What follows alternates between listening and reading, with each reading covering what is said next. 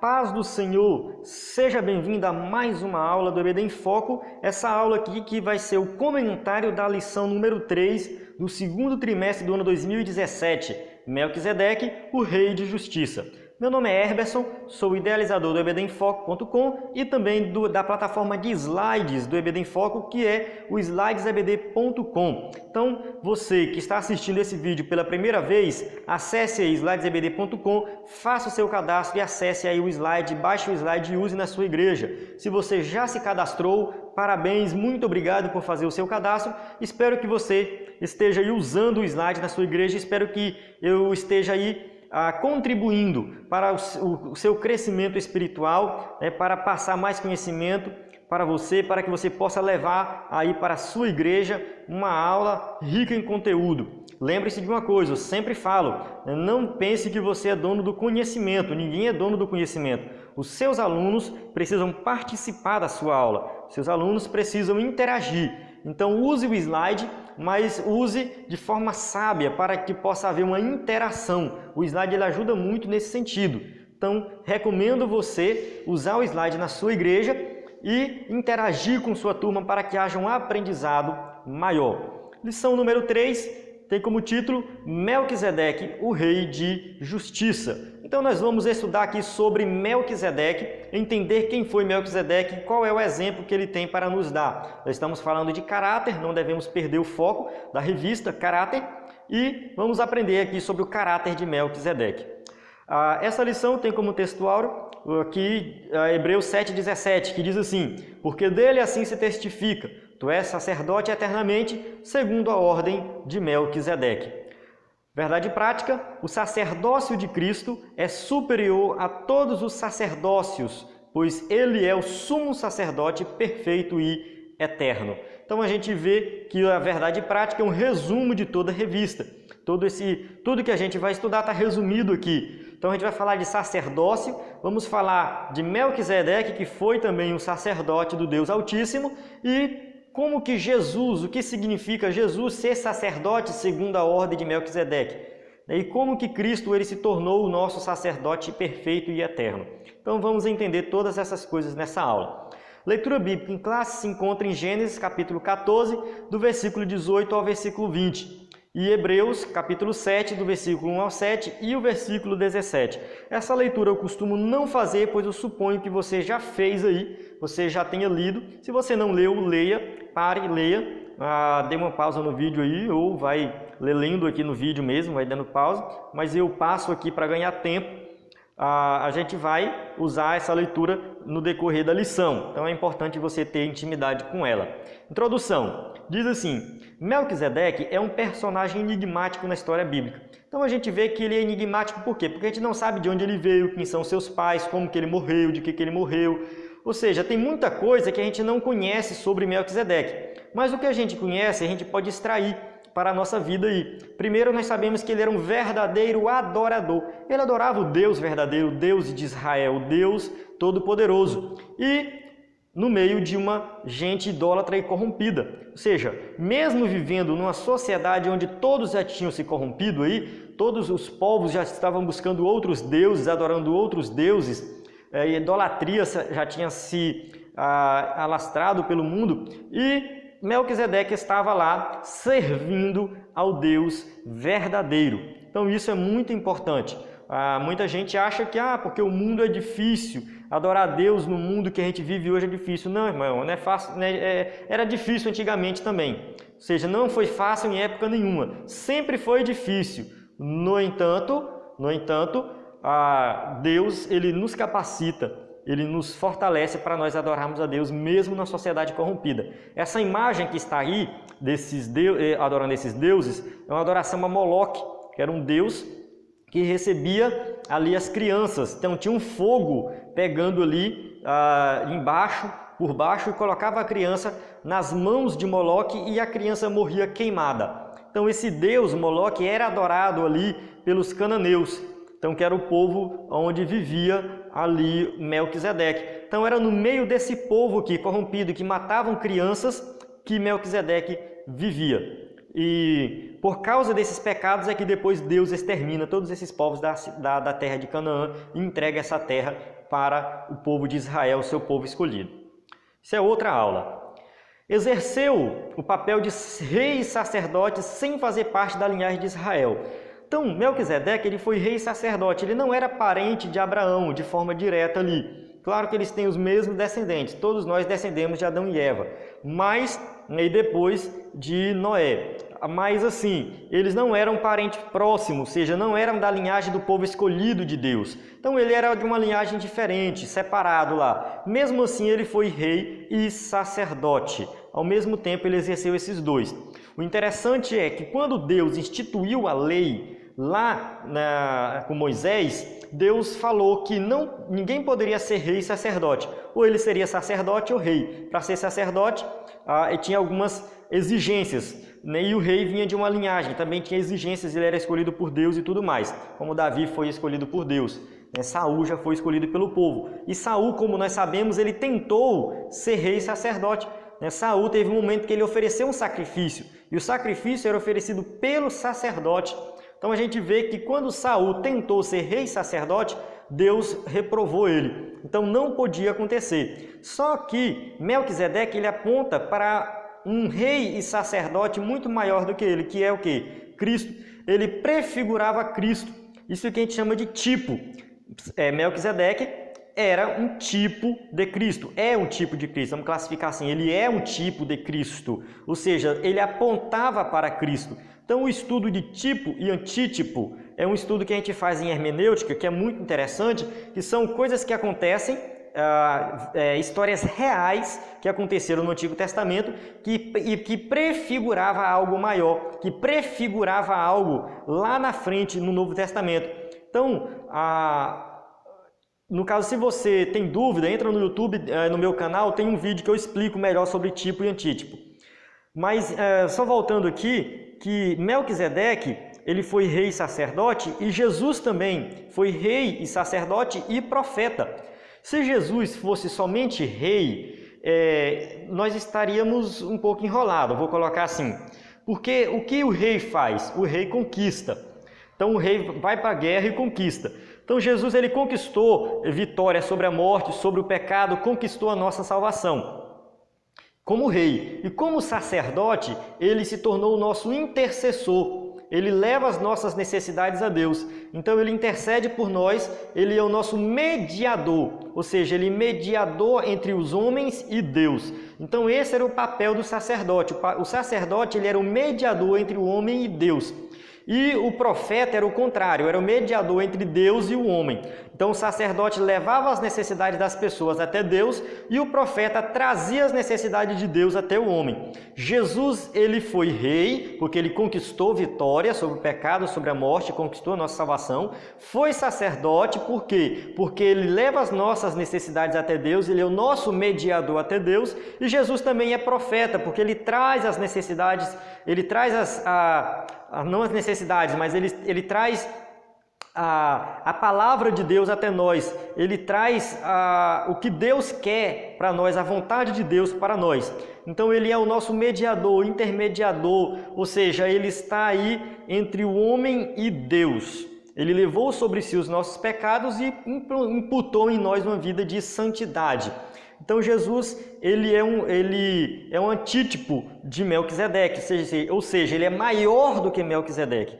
Ele é maior. Então ele também é rei, sacerdote e profeta. Quem era Melquisedeque? Vamos entender aqui. Melquisedeque, um personagem misterioso. Vamos ver quem foi ele. Ele surge no cenário da história da Bíblia de forma inesperada e até misteriosa. Se você for lá para Gênesis e ler a história que Melquisedeque se encontra com Abraão, se você retirar esta passagem de lá, o texto não sofre nenhuma mudança. O texto continua, porque se você olhar o texto, Abraão está conversando com o rei de Sodoma. Está lá conversando com o rei de Sodoma e, de repente, aparece Melquisedeque. Então, se a gente observar, ele aparece de forma inesperada mesmo. E ele é citado poucas vezes na Bíblia. Então, a gente não tem muita informação de Melquisedeque. Gênesis 14, que conta ali a história, que Abraão se encontrou com ele, Salmo 110, 4 e Hebreus 7 também fala de Melquisedeque. Então ele é citado poucas vezes aí. Melquisedeque, o nome dele vem aí, né, do hebraico, né, Melec-Sedeque, ou seja, isso aqui é a transliteração dessa palavra em hebraica aí. Eu coloco aqui para nós entendermos.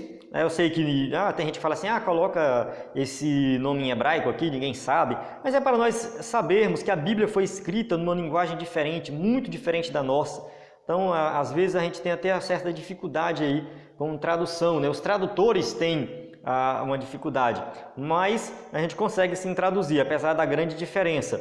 Mas é difícil. Então é Melec-Sedeque, que significa aí rei de justiça ou meu rei é justo. Então essa é a palavra, é a tradução do nome Melquisedeque. Nós juntamos tudo, mas no hebraico são duas palavras separadas, Melec-Sedeque, rei de justiça. Ele também é chamado de rei de Salém, é falado que ele é rei de Salém, rei de paz. Então, Salém também, os estudiosos dizem que era a cidade de Jerusalém, a antiga Jerusalém. Então ele era rei de Salém, ficava em Canaã. Hebreus 7,3 diz, sem pai, sem mãe, sem genealogia, não tendo princípio de dias nem fim de vida, mas sendo feito semelhante ao Filho de Deus, permanece sacerdote para sempre. Então está falando aqui, né, essa passagem, que Melquisedeque, ele prefigura Cristo. Onde ele aparece na Bíblia? Vamos ver aqui um pouco, né, a primeira aparição dele na Bíblia. Entendendo o contexto. Vamos entender primeiro o contexto da situação aí. Ló teve que enfrentar uma guerra.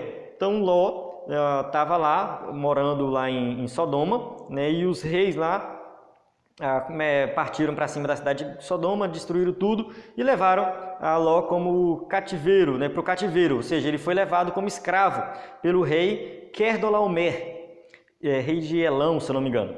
E esse rei levou os povos ali como escravos, só que Abraão resolve ajudar o seu sobrinho, né? Quando soube da notícia que Ló estava cativo, né, Abraão imediatamente partiu para ajudar o seu sobrinho, né? E Abraão formou um exército de 318 homens da sua casa ali, os seus servos, os seus parentes, derrotou o inimigo e libertou Ló.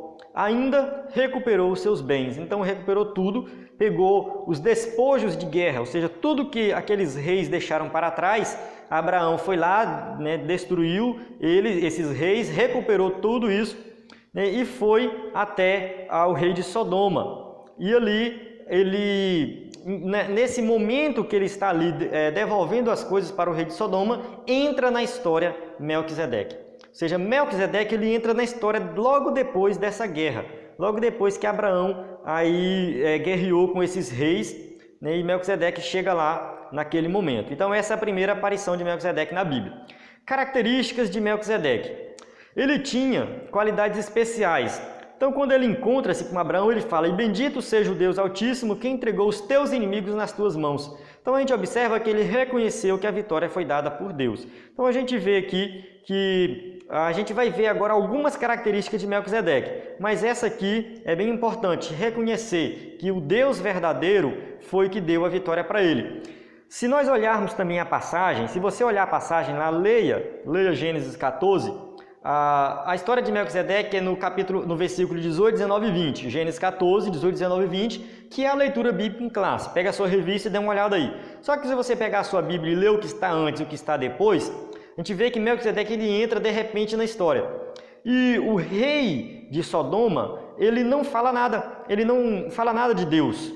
Ele não agradece a Deus pela vitória. Então a gente observa aí que existe um contraste entre um rei ímpio, que é o rei de Sodoma, um rei corrompido, e um rei que serve a Deus, que é Melquisedeque.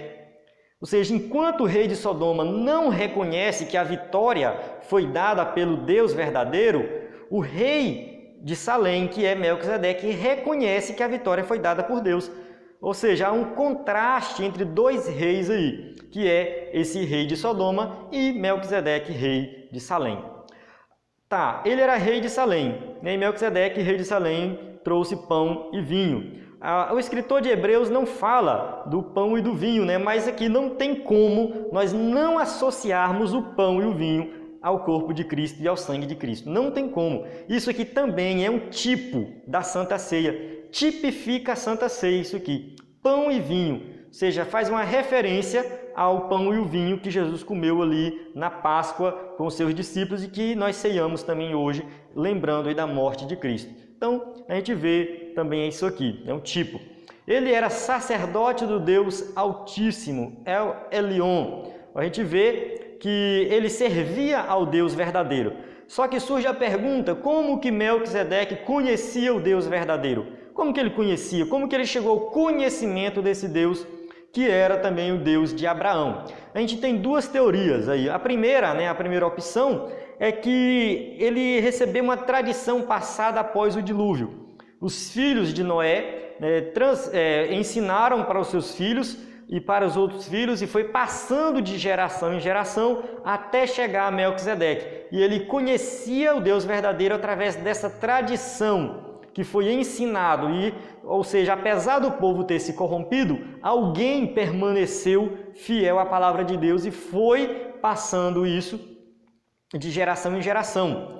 A opção 2 foi uma revelação sobrenatural de Deus. Da mesma forma que Deus se revelou para Abraão, Deus pode ter se revelado para Melquisedeque. E aí ele serviu o Deus verdadeiro dessa forma. Ele se tornou um sacerdote do Deus Altíssimo, mediante revelação ou tradição. Ele abençoou Abrão. Então, vou colocar aqui Abrão ainda, não era Abraão, era Abrão. Quando ele conversou com Melquisedeque, ele ainda era Abrão.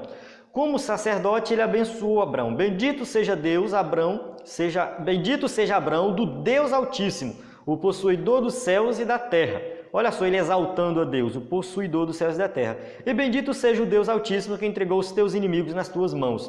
Gênesis 14, 19 e 20. Então a gente vê aqui que como sacerdote ele abençoou Abrão. E para que ele, claro, fosse mais vitorioso pela frente. Abraão deu o dízimo a Melquisedeque. A gente observa também que ele deu o dízimo de tudo. Ele pegou tudo que ele tinha e entregou a Melquisedeque 10%. Então a gente vê também aí o dízimo, a primeira referência que a Bíblia faz aí do dízimo. Se nós fizermos uma linha do tempo, a gente observa o seguinte, que Melquisedeque viveu aí, Abraão se encontrou com Melquisedeque por volta do ano 1878 a.C. Só uma observação, eu coloquei 1878, porque 1878 foi o ano que ele saiu lá de Ur dos Caldeus. Então, eu não sei quantos anos que ele se encontrou depois com Melquisedeque. Não foi muito tempo, não sei quantos anos passou. Mas aí, talvez no máximo 10 anos, porque foi logo depois que eles saíram, que eles chegaram na Terra Prometida, que dividiu ali Abrão e Ló, e aí depois aconteceu um incidente lá de Ló ser levado para o cativeiro e depois Abraão foi lá e se encontrou com Melquisedeque. Mas por volta desse ano aqui, 1878, antes de Cristo. E a lei foi entregue em 1448 antes de Cristo. Então a gente vê que é um espaço de tempo aí de 400 anos, mais ou menos, 430 anos ou menos do que isso, entre 400 e 430 anos. Porque eu não sei exatamente quando que Melquisedeque se encontrou com Abrão. Eu procurei, fiz uma pesquisa e não encontrei. Mas nesse intervalo de tempo aí, a gente vê que antes da lei, 400 anos antes da lei ser instituída, já existia o dízimo. O dízimo já tinha sido praticado ali por Abrão. Ele entregou o dízimo de tudo que ele tinha a Melquisedeque. Então a gente observa aí que o dízimo ele é antes da lei. E Cristo, ele é sacerdote segundo a ordem de Melquisedeque. Se ele é sacerdote segundo a ordem de Melquisedeque, o dízimo está valendo para hoje também, porque ele é antes da lei. Se Jesus fosse sacerdote segundo a ordem levítica, aí era diferente, mas ele é sacerdote segundo a ordem de Melquisedeque. Abrão entendeu que, tendo sido abençoado pelo sacerdote do Deus Altíssimo, deveria ser grato a Deus pela bênção da vitória. Então o dízimo que ele entregou ali foi uma gratidão ao Senhor. Ou seja, ele agradeceu a Deus pelas bênçãos que Deus já tinha dado a ele. Da mesma forma, nós temos que entregar o dízimo, pagar o dízimo ou devolver o dízimo, como você queira falar. Para mim é tudo equivalente. Você está fazendo isso como uma forma de gratidão pelo que Deus já fez na sua vida. Então, Abraão aqui, ou Abrão, como ele ainda era chamado, é um exemplo para nós com relação ao dízimo. Gratidão, não barganha, não dá para receber mais, é diferente. É diferente. Tem as pessoas por aí estão dando para receber. Não. O dízimo é dar porque você já recebeu. Lições do caráter de Melquisedeque. Um caráter justo. Vamos lá. A palavra, o nome dele, Melequisedeque, rei de justiça, tem esse significado, tem a ver com justiça. Ele era um homem justo e praticante da justiça. A gente observa que ele vivia no meio de uma sociedade corrompida e mesmo assim ele servia o Deus verdadeiro. Então a gente observa aí que ele era justo, praticava a justiça, ele foi justo para com Abraão, ele abençoou a vida de Abraão. Então a gente observa que o significado do seu nome e as suas atitudes se identificam, ou seja, o seu nome identifica com o seu caráter, ou seja, o caráter dele está relacionado também ao seu nome. Então isso é muito importante, O nosso caráter também tem a ver com o nosso nome. Hoje, o significado dos nomes não tem mais tanta importância quanto tinha antigamente. Então, antigamente, os nomes tinham um significado muito grande, tanto que Abrão mudou para Abraão. Ou seja, Abrão é pai exaltado, Abraão é pai de muitas nações. Então, tem um significado. No lugar dele ser um pai exaltado, agora a vida dele, a partir dele, muitas nações serão abençoadas. Então, o significado dos nomes naquela época era muito importante. Hoje não é tão importante assim. Porém, você ter um nome limpo, você ter um nome que as pessoas confiam, ainda faz sentido, viu? Então, assim, pode ser que você nem saiba o significado do seu nome, mas o que as pessoas pensam por aí quando ouve o seu nome? O irmão fulano de tal. Ih, rapaz, aquele leão enrolado, não mexe com ele não. Compra fiada e não paga, cuidado, mente. Ou seja, só o fato de mencionar o seu nome, as pessoas já começam a associar o seu nome ao seu caráter, ao que você faz. Então, temos que ter cuidado com isso e temos que ver que o nosso caráter tem que ser íntegro e toda a nossa vida, o nosso nome, tudo que a gente faz tem que estar relacionado ao nosso caráter bom, um caráter modificado pelo Espírito Santo, um caráter transformado, um caráter de um crente verdadeiro. Considerai, pois, quão grande era este, a quem até o patriarca Abraão deu o dízimo dos despojos. Hebreus 7:4. Então aqui o escritor aos Hebreus ele fala da grandeza. Quão grande era esse? Que grandeza era essa? Grandeza moral e espiritual. Não é porque ele era um homem grande e gigante, não, mas porque ele tinha uma moral e uma vida moral e uma vida espiritual grande.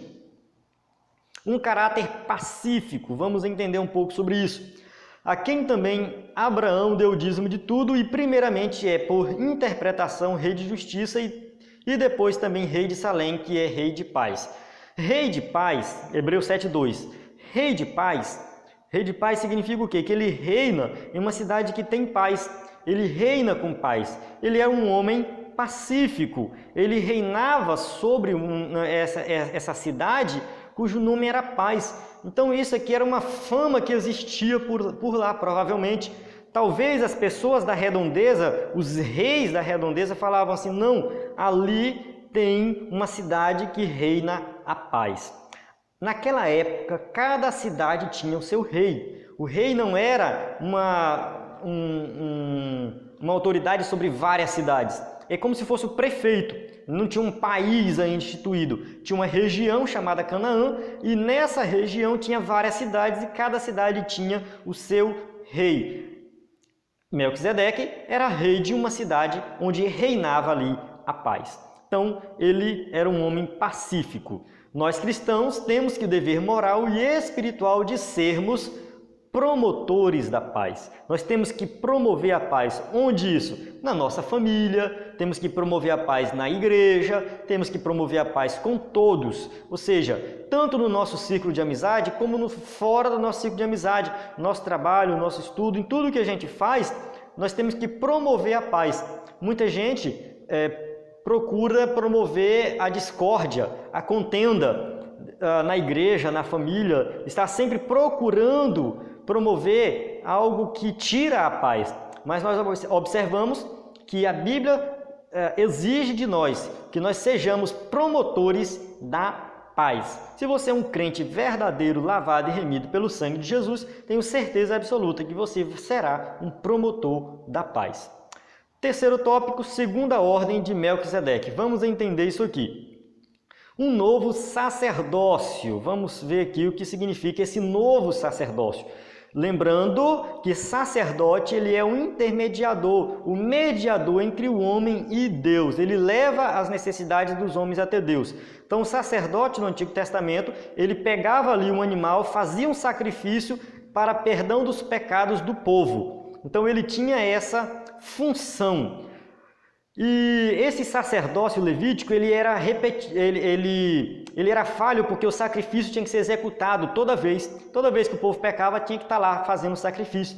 Então ele não era um sacerdócio perfeito. Então o que o escritor dos Hebreus fala? De sorte que se a perfeição fosse pelo sacerdócio levítico, porque sob ele o povo recebeu a lei, que necessidade havia logo de que outro sacerdote se levantasse segundo a ordem de Melquisedeque, e não fosse chamado segundo a ordem de Arão. Então a gente observa o seguinte, que o sacerdócio, que era o sacerdócio levítico, que foi instituído ali juntamente com a lei, ele era o sacerdote que tinha que ser da tribo de Levi, né? Ou seja, ele tinha que nascer ali da tribo de Levi, da descendência de Levi, pertencer à tribo de Levi, e era um sacerdócio que toda vez o povo estava pecando, ele estava lá oferecendo sacrifício.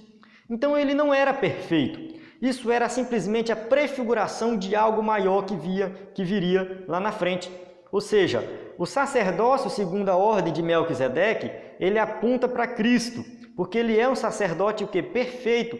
Se Jesus fosse sacerdote da ordem aí levítica, ele não poderia ser o sacerdote perfeito, porque o sacerdócio levítico não era perfeito. Então Jesus ele teve que exercer o seu sacerdócio não segundo a ordem levítica, mas segundo a ordem de Melquisedeque. Ele é segundo a ordem de Melquisedeque. Estamos debaixo do sacerdócio de Cristo, ou seja, está aqui o homem, está aqui Deus, o homem não tem acesso a Deus, mas por meio de Cristo nós chegamos a Deus. Então é por isso que nós estamos debaixo desse sacerdócio de Cristo. Em nosso comportamento devemos nos conduzir de maneira que o nome do Senhor seja glorificado. Então nós temos que nos comportar de forma que o nome dele seja glorificado. Jesus Cristo, o sacerdócio perfeito. Vamos lá. Esse outro sacerdote que seria levantado é o nosso Senhor Jesus Cristo. Jurou o Senhor e não se arrependerá. Tu és um sacerdote eterno, segundo a ordem de Melquisedeque. Salmo 110, 4.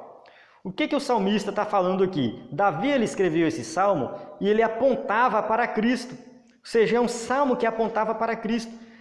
Davi, ele pegou o livro de Gênesis, leu o livro de Gênesis, viu a passagem de Melquisedeque e ali, inspirado pelo Espírito Santo, ele profetizou, tu és um sacerdote eterno, ou seja, um sacerdote que vem para ficar, não é aquele que morre e aí depois outro tem que ser eleito, que tem que oferecer sacrifício de todas as vezes que o povo peca, não, ele é um sacerdote eterno, segundo a ordem de Melquisedeque, ou seja, lá atrás, antes da lei, esse era o sacerdócio de Cristo, ele vinha antes da lei, não era de acordo com a lei. Então aqui o salmista escreve essa passagem e aponta ela para Cristo, ele está profetizando Cristo, que ele será o sacerdote eterno.